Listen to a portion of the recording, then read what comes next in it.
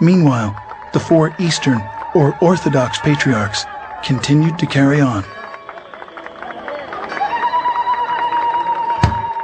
In 1517, a little-known German monk named Martin Luther, protesting certain Roman Catholic practices, nailed a 95-point thesis to the door of the Roman Church in Wittenberg. His critique started what is now known as the Protestant Reformation. Fueled by complex political, social, and economic factors, in addition to religious problems, the Reformation spread like a raging fire into virtually every nook and cranny of the Roman Catholic Church. As decade followed decade, many branches of Protestantism took various forms. Different divisions insisted they were neither Protestant nor Catholic, most wanting a less centralized form of leadership. Anyone could start their own church, which led to today's 2,600 different Protestant denominations. While many profess to being Christians, they reject the biblical data which speak of the historic church, throwing the baby out with the bathwater. Some pretended to be the New Testament church, but were seriously off base, leading many people far astray from Christ and the church. But that first church of the apostles, despite persecution, political oppression, and desertion, miraculously carried on. Today, the four patriarchates remain intact, in full communion, maintaining the original apostolic faith of the New Testament record. The holiest two Christian shrines, the Nativity, where Jesus was born, and the Sepulchre, where Jesus was buried and resurrected, are still protected to this day by the Orthodox Church. As the 165th direct successor to the Apostle Peter, the Patriarch of Antioch, Ignatius IV, presides on a street called Straight, as is mentioned in the Bible.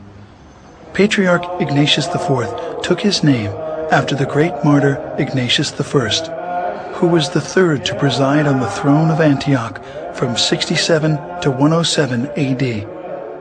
Records of Orthodox tradition hold that Ignatius of Antioch was the young child Christ took up into his arms in Matthew 18:3. We did not invent orthodoxy. Churches cannot be invented. And nobody can make a church. And Christ is the only one who spoke about his own church. And we believe that we stick to orthodoxy because it is his own church. Today, the Patriarchate of Antioch, together with the three other ancient Eastern patriarchates, Constantinople, Alexandria, and Jerusalem, added 5 modern patriarchates: Russia, Serbia, Romania, Bulgaria, and Georgia, 4 autocephalous churches, Cyprus, Greece, Poland, and Albania, and 5 autonomous churches, Sinai, Czech Republic, Finland, Japan, and China. Many with dependent bodies throughout the world. Together they comprise what is known as the Eastern Orthodox Church, with an estimated 250 million adherents, of whom some 5 to 6 million live in the United States and Canada. According to Mr. Daley Smith of Southern Baptist Ministries, people are leaving the church feeling empty on Sundays. They are not being lifted spiritually. Similar reports come from Europe and South America, where church members are simply dropping out. My parents raised me Baptist, and it wasn't ever really doing it for me. They used to make me go to church every Sunday, and now I just kind of don't believe in anything. I take what I want to out of the Bible and out of the Word, and I pray on my own, and I just don't really feel that I need one man, a pastor or a priest to give me that word. I think it's my relationship with God and my relationship with Christ, and no man, I feel, has one word to say about it. We don't go to church on Sunday to listen to a lecture or a sermon. We go to church to be sanctified, to experience this holiness which is in the divine liturgy. And if you go to church and don't experience this sense of the holy, then you leave the church without without what the American psychologist William James said, without a spiritual experience.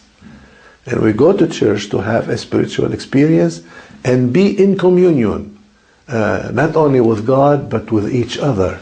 Orthodox service is a celebration. A few have discovered the original church and are converting to Orthodoxy. In 1987, about 20 parishes of former evangelicals embraced the Orthodox faith. I chrismated them and ordained them, and they are an integral and very important part of the Archdiocese today. The thing that brought us to at least look at the church was after almost a decade of campus outreach and evangelism in the 60s, we became convinced that biblically we had to be tied into the church to do what we were doing. We did not set out to discover orthodoxy. We set out to find out what the ancient church was really like. And in doing so, we discovered orthodoxy.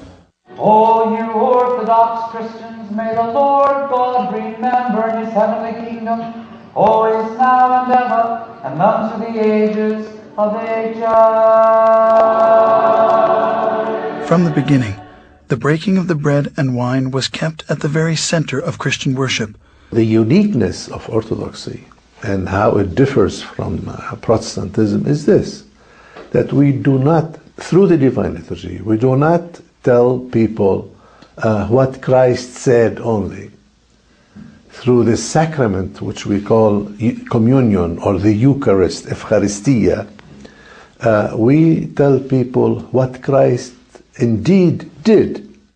Just as the law, the Psalms, and the prophets were read in the synagogue worship in early Israel,